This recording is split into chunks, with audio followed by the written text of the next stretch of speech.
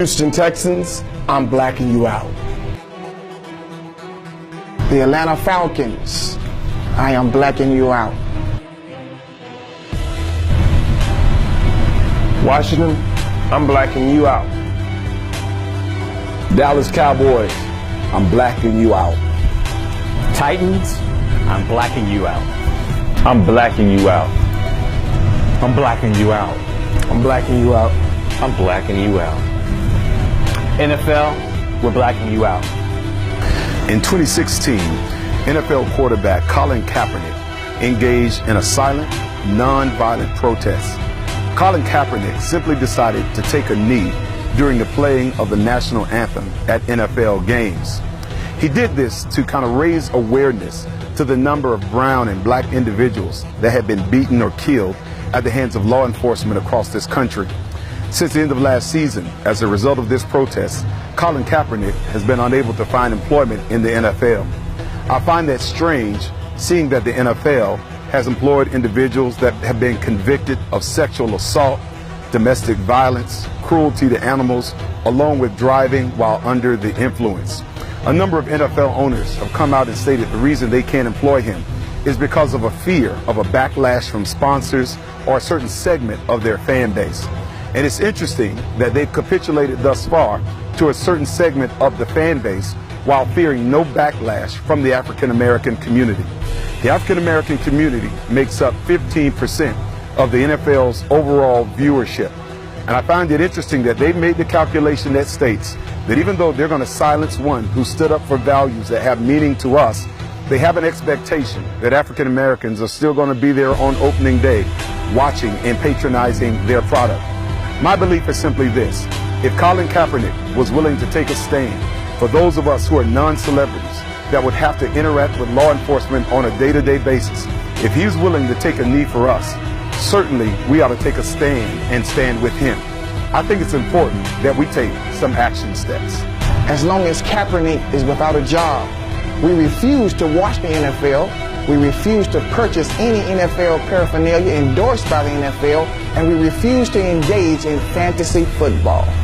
As a church community, we commit 1 to 2 hours each Sunday for the next 17 weeks of football to pour in to our African American boys and girls. We will do this whether he is employed or not. Let's take the time that would normally be given to the NFL and give back to our boys and girls. Spread the word to other men that we speak the language that the NFL responds to: money. Let us make it clear that since our lives matter so little to them, their product will matter even less to us. We take a knee as Kaepernick did. We devote this season to prayer each morning, 6 a.m. for our youth, communities, local and government officials. This is not a boycott, but a man-cott, because this demonstration is not for boys, it's for men of strong conviction. Now, we want you to know this protest is not anti-flag because people of color love the Stars and Stripes. It is not anti-American because people of color have loved this country even when this country has not loved us back. And this protest is not anti-veteran because we support those who have made sacrifices so that our liberties have been secured. This protest is to ensure the rights of all Americans, regardless of color or creed, to be heard. Together we stand united against discrimination in all its forms. We're making a call to people of conscience, regardless of race, religion, or creed, who are able to recognize injustice and join us in this blackout. It is a call to all pastors, leaders, and churches, not just to look at what's happening as a black problem, but as an American problem. We black out hatred. We mourn for our brothers and sisters in Charlottesville, Virginia.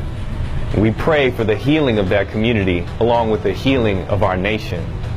Up through 2014, the NFL had what they call blackout policies. When a stadium in a particular city had failed to sell out all of its tickets, they would black out the game so it couldn't be shown on that local market. They would force the fans to the stadium to buy the tickets. Today, we're forcing the hands of the NFL. We're saying that there's some values that we have that matter and they count. And so NFL, we want you to know that we're going to black you out.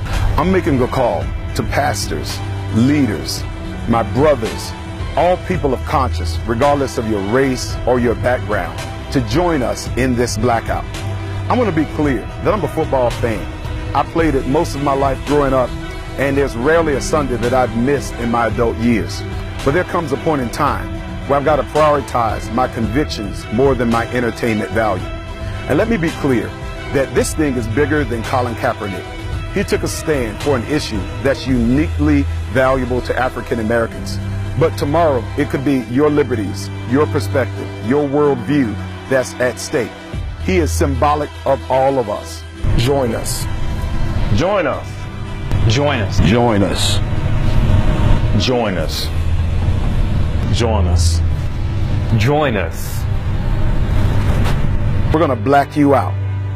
You're on the clock.